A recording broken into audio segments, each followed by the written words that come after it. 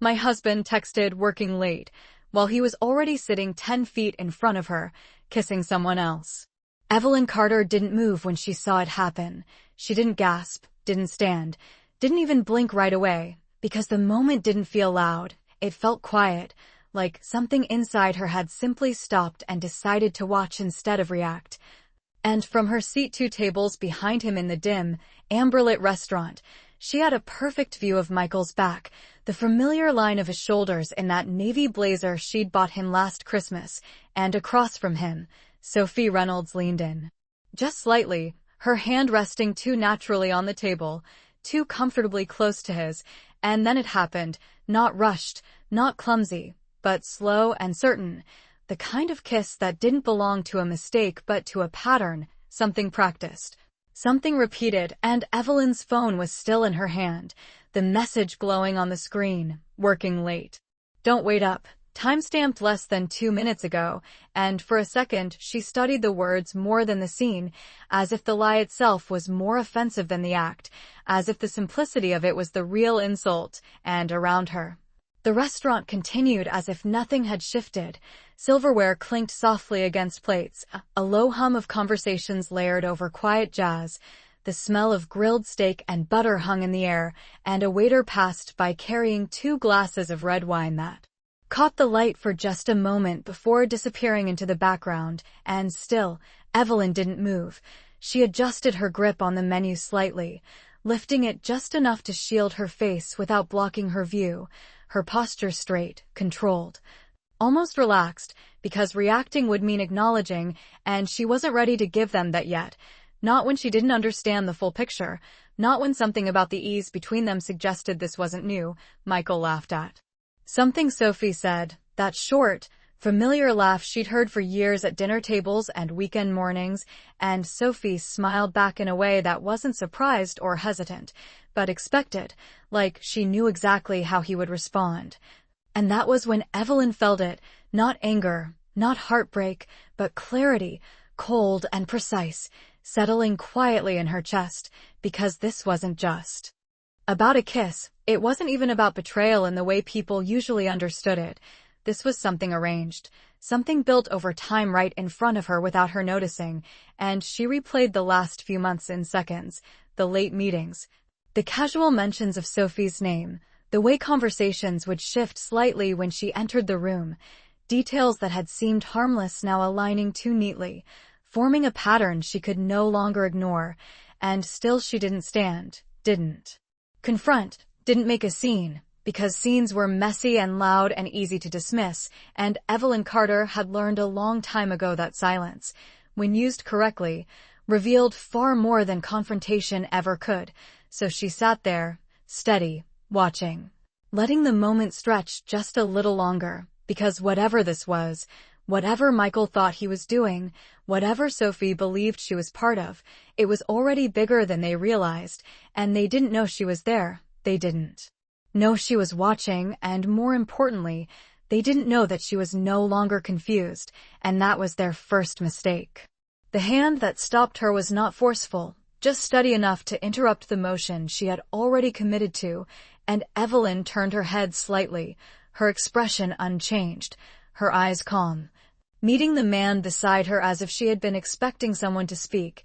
He was older, maybe early 60s, gray at the temples, wearing a dark sweater that looked expensive without trying to be, and his glass of bourbon sat untouched in front of him. "The ice barely melted, do not," he said quietly, his voice low enough that it did not carry beyond their table, and for a second, Evelyn simply looked at him, not confused, not offended, just assessing. Because strangers did not usually involve themselves in moments like this unless they already understood more than they should. She eased her wrist back from his hand without urgency, placing it calmly on the edge of the table. "Excuse me," she said, her tone even, controlled, but he did not look at her. His gaze remained fixed on Michael and Sophie across the room. "If you walk over there now," he continued, "you will make it easier for them." That made her pause, not because of the words themselves, but because of the certainty behind them, and Evelyn followed his line of sight again, watching as Michael leaned back slightly in his chair, his posture relaxed, comfortable, while Sophie said something that made him smile in that familiar way, the kind of smile that used to belong to her. And for the first time since she sat down, Evelyn felt something shift, not in her emotions, but in her understanding, because the man beside her was not guessing, he was observing, the same way she was. "What do you mean?" she asked, her voice still quiet, still measured, and now he finally glanced at her, just briefly, enough to acknowledge her presence without fully turning away from the scene in front of them. "That," he said, nodding subtly toward Sophie, "is my wife." The words landed without drama, without emphasis. And Evelyn did not react the way most people would have expected. She did not widen her eyes or lean back or question him. She simply held his gaze for a second longer, then looked back at the table in front of them and nodded.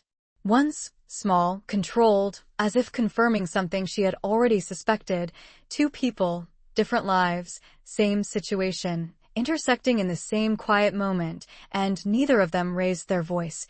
Neither of them stood. Because both of them understood that whatever was happening at that table was not new and not simple. "How long?" Evelyn asked, not looking at him, her eyes still on Michael's back, and the man exhaled slowly. The kind of breath that suggested a week of poor sleep and too much thinking. "Long enough to know this is not about dinner," he said, and right then, as if on cue, Michael reached into the inside pocket of his jacket and pulled out a large envelope, cream-colored, thick, the kind used for documents, not notes. Evelyn's eyes narrowed slightly, not in anger, but in focus, as she watched him slide it across the table toward Sophie, who took it without hesitation, opening it just enough to glance inside before giving a small, satisfied nod, and then she reached into her own bag and removed a slim folder, placing it in front of him, their movements efficient, practiced, not the awkward exchange of two people sneaking around, but the precise rhythm of something planned, something agreed upon. The man beside Evelyn leaned in slightly, lowering his voice even further. "I hired someone 3 days ago," he said, just to be sure. Evelyn did not ask what he found. She was already watching it unfold in real time. Michael opened the folder, flipping through the pages quickly, his expression focused now, no longer soft or distracted. And for a moment, the entire scene shifted, the kiss, the laughter, the closeness, it all receded into the background, replaced by something colder, more deliberate, and Evelyn felt it again, that same clarity settling deeper, because this was not just betrayal, this was coordination. "This is not just an affair," the man said quietly, almost to himself, and Evelyn nodded again, once, slow, her fingers resting lightly on the edge of the menu as she continued to watch, memorizing every movement, every detail, because whatever Michael thought he was doing, whatever Sophie believed she was part of, they had already made one critical mistake. They assumed no one was paying attention, and Evelyn Carter was very, very good at paying attention. For the next few minutes, neither of them spoke, and that silence was not empty, it was deliberate, filled with observation, calculation, and something quieter, something sharper. Evelyn shifted slightly in her chair, just enough to change her angle without drawing attention, her fingers resting lightly against the cool surface of her water glass, condensation gathering under her fingertips. While across the room Michael and Sophie continued as if the world around them had narrowed to just the two of them, and the documents now spread discreetly between their plates. He leaned forward, his voice low, his expression focused in a way Evelyn had not seen directed at her in years, and Sophie listened without interrupting, nodding occasionally. Her posture straight, composed, like someone used to these kinds of conversations, not nervous, not hesitant, which meant this had happened before, more than once, and Evelyn did not need confirmation to understand that. She could see it in the way they moved, the ease, the timing, the absence of uncertainty. The man beside her, Daniel Brooks, reached into the inside pocket of his jacket and pulled out his phone, placing it on the table between them but angled so only Evelyn could see. The screen lit up with a series of images, time-stamped, dated, each one capturing a moment that on its own might have seemed harmless, but together formed a pattern that was impossible to ignore. Michael entering a building at 8:30 at night, Sophie arriving 10 minutes later, the two of them leaving separately just after midnight. Another image, a different day, a different location, but the same spacing. The same choreography, and then a third, this time outside an office complex Evelyn recognized immediately, her own company's satellite office on the north side of the city, and that made her pause, not visibly, not in a way anyone else would notice. But internally, something aligned. Something that had been just out of reach suddenly clicked into place, because Michael did not have business there, not officially, not in any role she was aware of, and yet there he was, captured in a moment he had never mentioned. Daniel's voice broke the quiet just enough to guide her attention without interrupting her thoughts. It started with late meetings, he said, then travel that did not match his calendar, then expenses that did not line up with anything real. Evelyn did not respond right away. She continued to look at the screen, her eyes moving from one image to the next, her expression unchanged, but her focus sharper now, more precise. And the documents, she said finally, her voice low, almost detached. Daniel nodded once, slow. Property transfers, shell agreements, something tied to a development deal, he said. I have not seen everything yet, but it is not personal, not entirely. Evelyn let that sit for a second, her gaze lifting from the phone back to the table across the room, where Michael was now signing something, his pen moving quickly, confidently, as if he had been waiting for this moment. Sophie watched him, her eyes steady, her lips curved in a small, controlled smile. And that was when Evelyn noticed it, not the signature, not the paper, but the way Sophie glanced briefly around the room before sliding the folder back into her bag. A quick scan, practiced, cautious, but not cautious enough, because she did not look behind her. She did not look toward the quiet corner where Evelyn sat, and that told Evelyn everything she needed to know. They felt safe. They felt hidden. They believed they were in control, and people who believed that made mistakes. Predictable ones, repeatable ones. Evelyn leaned back slightly in her chair, her posture relaxed now, almost comfortable, as if she were just another diner finishing a quiet evening. But inside, everything had shifted. The question was no longer whether Michael had betrayed her. That answer was already clear. The question was what he thought he was building without her, what he believed he could take.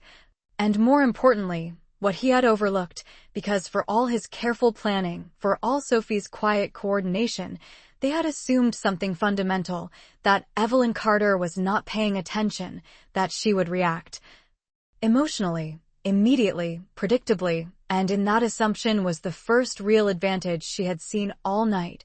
She reached for her glass, took a small, steady sip of water, and set it back down with the same quiet precision, her eyes still on them, her mind already moving ahead, mapping possibilities, tracing connections, because this was no longer a moment to confront, it was a moment to understand, and understanding came first, always, action came later. And as Michael leaned back in his chair, satisfied, unaware, Evelyn Carter made a decision without saying a word. She would not interrupt this, she would not stop it, she would let it continue, because whatever he was planning, he had just shown her exactly where to start. And he did not even know she was in the room. They stayed until the very end, not because they needed more time, but because leaving too early would have meant reacting, and Evelyn Carter was no longer interested in reacting. She was interested in timing, and timing required patience. So she watched as Michael closed the folder and slipped it neatly inside his jacket, his movements smooth, practiced, like a man who believed he had just secured something important. Sophie adjusted her bag, her posture composed, her expression calm in that careful way of someone who thought every variable had been accounted for. And then they stood, not hurried, not nervous, just two people finishing a quiet dinner, blending easily back into the rhythm of the restaurant, and Evelyn did not follow them with her body, only with her eyes, tracking the distance between them as they walked toward the exit. noting the detail that they did not touch this time, not in public, not where it might matter, a small adjustment, but one that confirmed everything. This was controlled, intentional, structured. Daniel remained seated beside her, his glass untouched, his gaze steady as he watched his wife walk out beside another man, and for a moment, the air between them settled into something almost neutral, not shared pain, not shared anger, but shared awareness. "You are not surprised," he said quietly, not as a question, more as an observation. Evelyn reached for her purse, her movements unhurried, deliberate. "No," she replied, just as calm, and that was the truth, not because she had known this exact moment would happen, but because she understood now that everything leading up to it had been pointing here. The late nights, the subtle distance, the conversations that never quite finished, none of it had been random, and now neither was this. Daniel studied her for a second longer, as if reassessing something, then nodded slightly. Like a man adjusting his expectations, most people would have walked over, he said. Evelyn allowed a small pause before answering, not for effect, but because she chose her words carefully. Most people would have made it easier for them, she said, echoing his earlier point, and for the first time, something close to approval flickered across his expression, subtle, controlled. "What are you going to do?" he asked, and that question could have meant many things: confrontation, divorce, exposure. But Evelyn did not answer any of those directly. Instead, she reached into her purse and pulled out her phone. The same message still on the screen, still unread, still glowing with quiet simplicity: "Working late. Do not wait up." She looked at it for a moment, then locked the screen and set it face down on the table. "Nothing tonight," she said, her voice even, steady, and Daniel exhaled softly, almost like he had expected that answer. "That is probably wise," he said.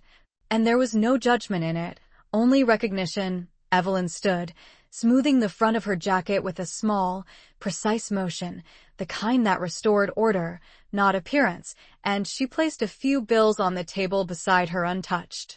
"Drink, enough to cover what she had ordered, enough to leave no trace of hesitation. If you have more," she said, glancing briefly at his phone. "Send it."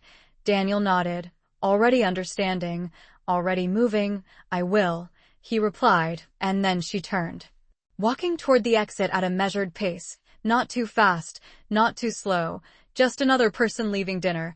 The night air outside was cooler than she expected, carrying that faint mix of city noise and distant traffic, and she paused for a second beside the curb, her car parked under a streetlight a few yards away, its surface reflecting the glow in soft, muted lines, and as she walked toward it, she replayed the evening not emotionally, but structurally, step by step, the message, the kiss, the envelope, the exchange, the documents, each piece fitting into a pattern that was still incomplete, but no longer invisible. She reached her car, opened the door, and sat behind the wheel without starting the engine, her hands resting lightly on the steering wheel, steady, composed, and in that quiet moment, she understood something that mattered more than anything she had seen inside. This was not over. It had not even fully started yet. Whatever Michael believed he had secured tonight, whatever Sophie thought she had gained, it came with assumptions about her, about what she would do, about how she would react, and those assumptions were already wrong. Evelyn Carter did not rush. She did not confront. She did not break. She observed. She waited, and then she chose her moment, and as she finally started the engine, the soft hum filling the silence, one thought settled clearly in her mind.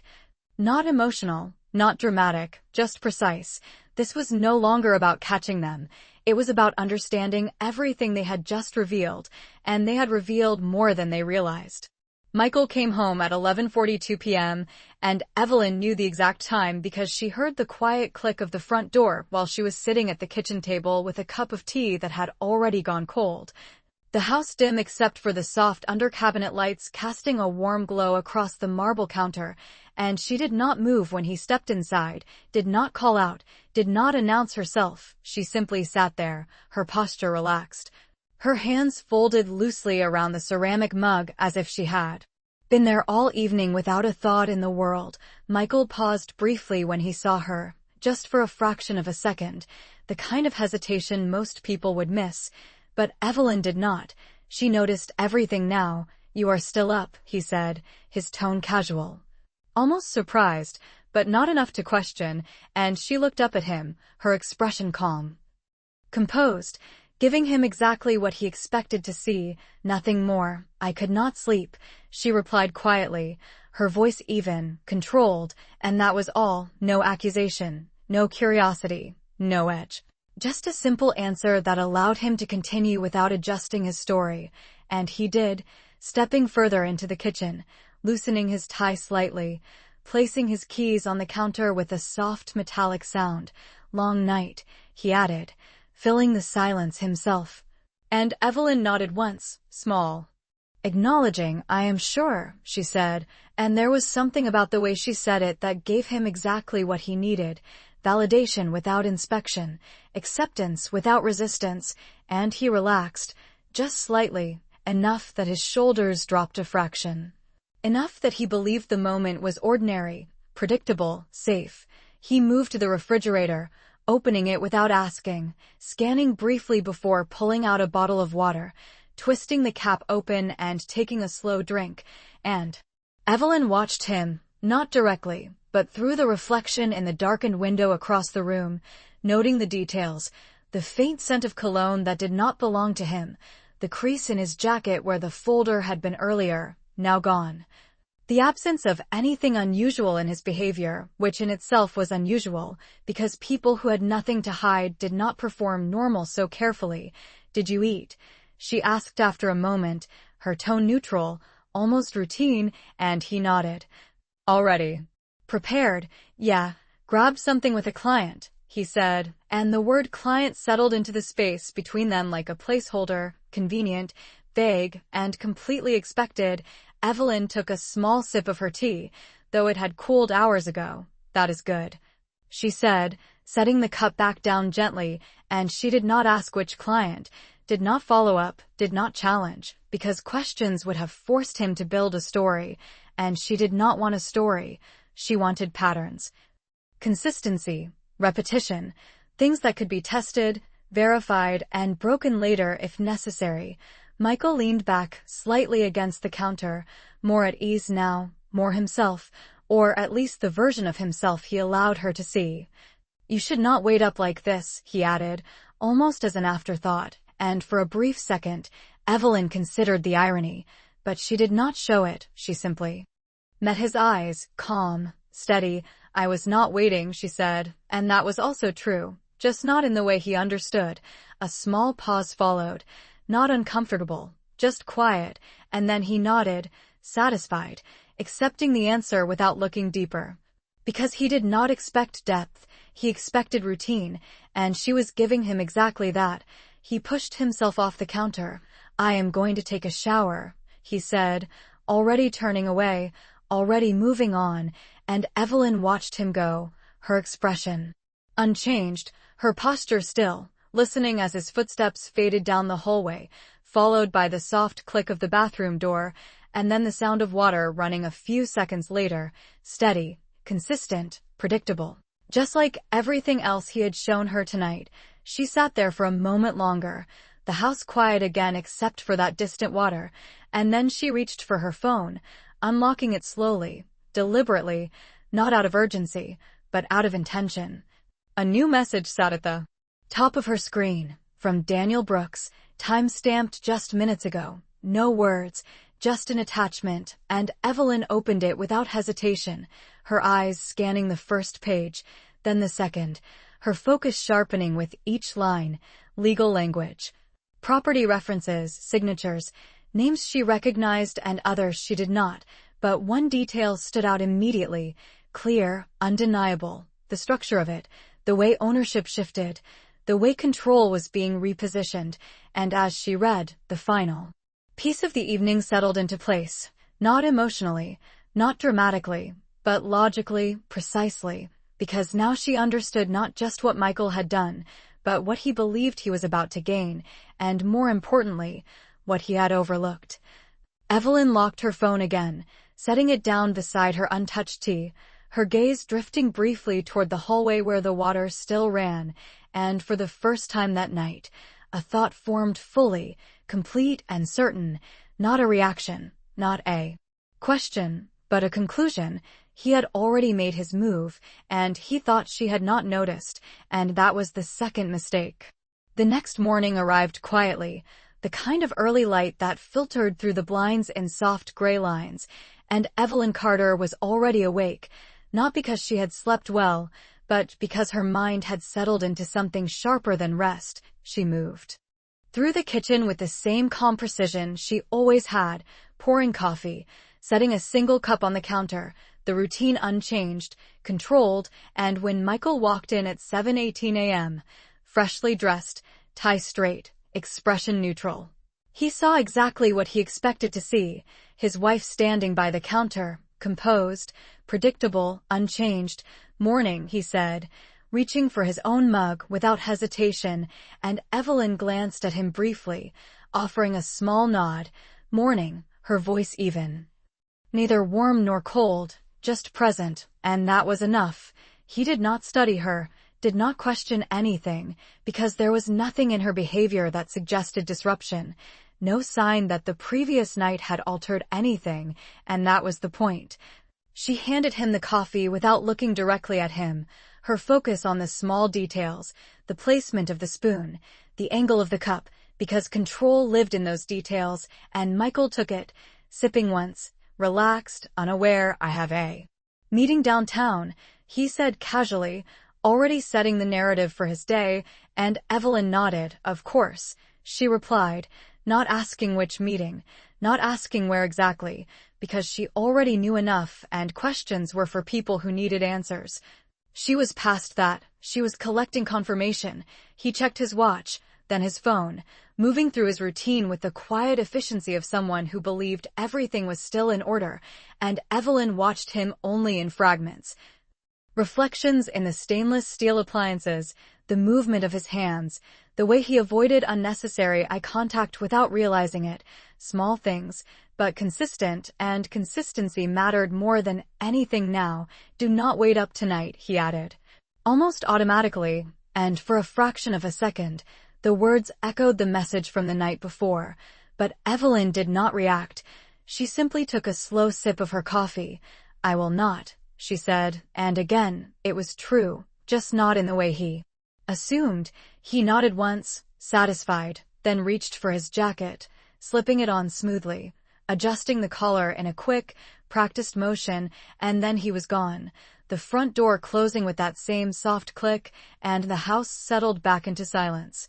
Evelyn stood there for a moment longer, her cup still in her hand, listening to the quiet, and then she set it down, untouched now, her attention shifting fully, deliberately. She walked to the dining table where her phone rested, unlocking it with a steady motion, the documents Daniel had sent still open, still waiting, and she sat down, her posture straight, her focus absolute.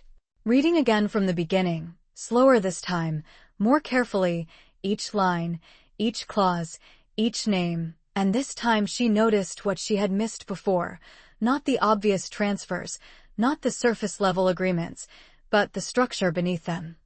The way ownership was layered, the way control was redirected through secondary entities, the kind of structure designed to look clean on paper while hiding its true intent, and as she traced it, piece by piece, one detail became impossible to ignore. Her name was not there, not once, not as a partner, not as a stakeholder, not even as a reference, and that absence was not an oversight, it was intentional, deliberate, and that told her everything she needed to know about Michael's plan. He was not just moving assets, he was moving them away from her, quietly, systematically, under the assumption that she would not notice until it was too late. Evelyn leaned back slightly in her chair, her expression unchanged. But her understanding now complete enough to act on, because this was no longer abstract, it was defined, measurable, something she could work with. She reached for her laptop, opening it with a smooth motion. her fingers resting briefly on the keyboard before she began, not searching randomly, not reacting emotionally, but following a path, checking records, cross-referencing names, confirming what she already suspected, and within minutes, the pattern expanded, more connections, more entities, more layers. Each one reinforcing the same conclusion. This had been planned for months, maybe longer, and all of it built on a single assumption, that she would remain exactly who he believed her to be, predictable, uninformed, passive. Evelyn paused for a moment. Her hands still, her eyes fixed on the screen, and then she exhaled softly, not out of stress, but out of recognition, because that assumption, more than anything else, was his weakness. She closed the laptop halfway, not shutting it, just pausing. Her mind already several steps ahead, mapping options, considering timing, because this was not something to confront immediately, it was something to position carefully, and as she stood, moving back toward the kitchen with the same quiet control, one thought settled clearly, steady and certain. He believed he had already secured everything, and he was wrong. He had only just shown her where to begin. By mid-morning, Evelyn Carter had already stopped thinking of it as a problem and started treating it as a structure, something built by design, and therefore something that could be taken apart the same way, piece by piece, and she did not rush. She did not call anyone in a panic. She did not confront Michael or send messages or create noise.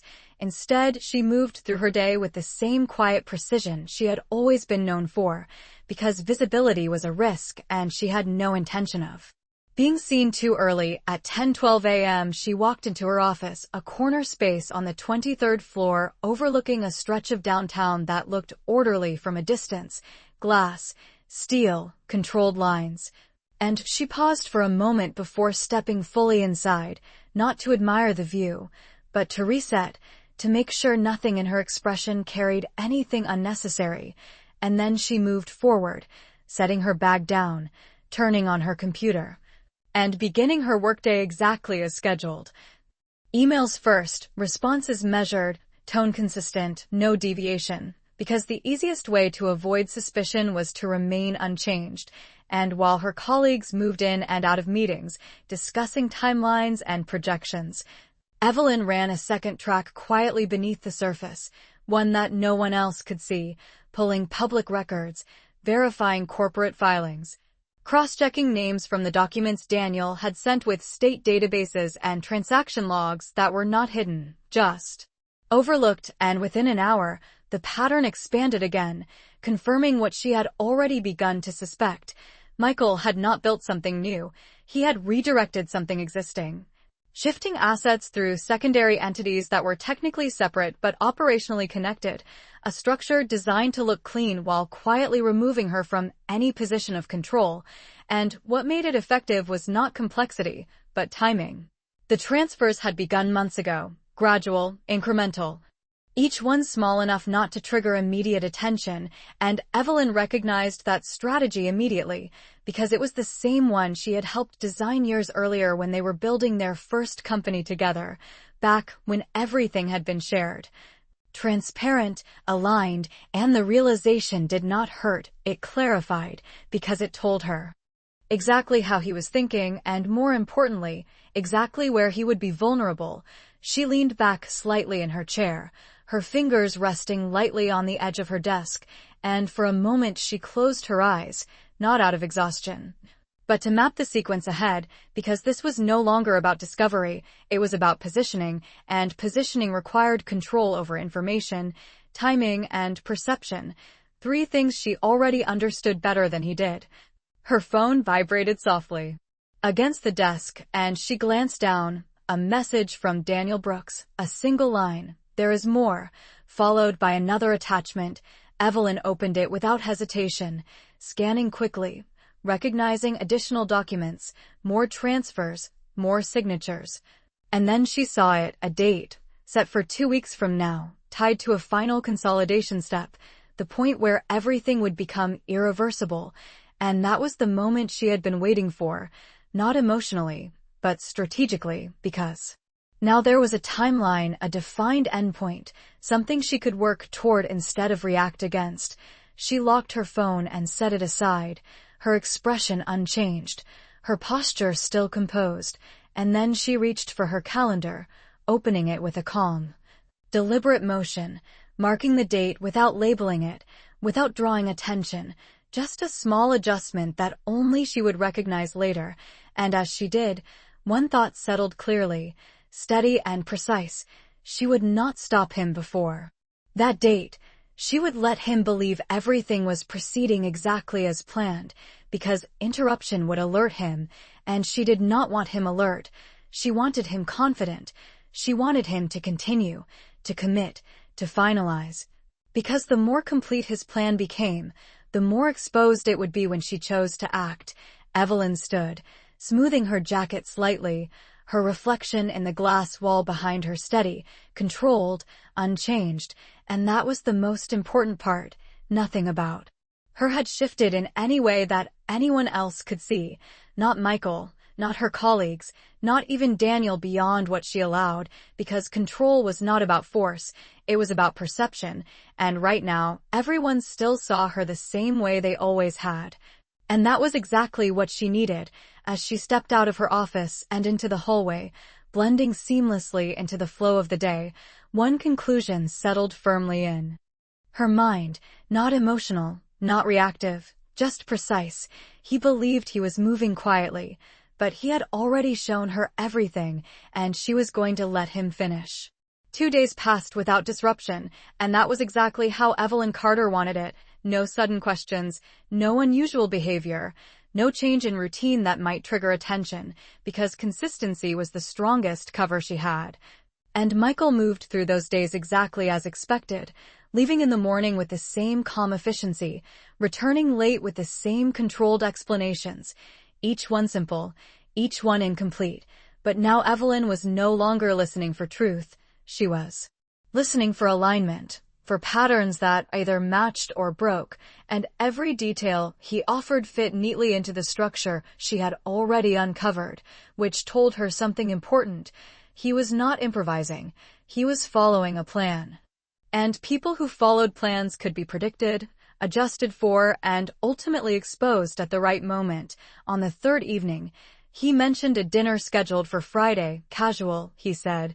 Just a few people from work, nothing significant. And Evelyn nodded, her expression neutral, because she already knew that date. She had marked it quietly in her calendar, the same date tied to the final consolidation step in the documents Daniel had sent, and the coincidence was not a coincidence at all. It was the setting, the stage, the moment he believed everything would finalize without interruption, and that made her decision clear. She would not avoid that night. She would attend it, but not in the way he expected.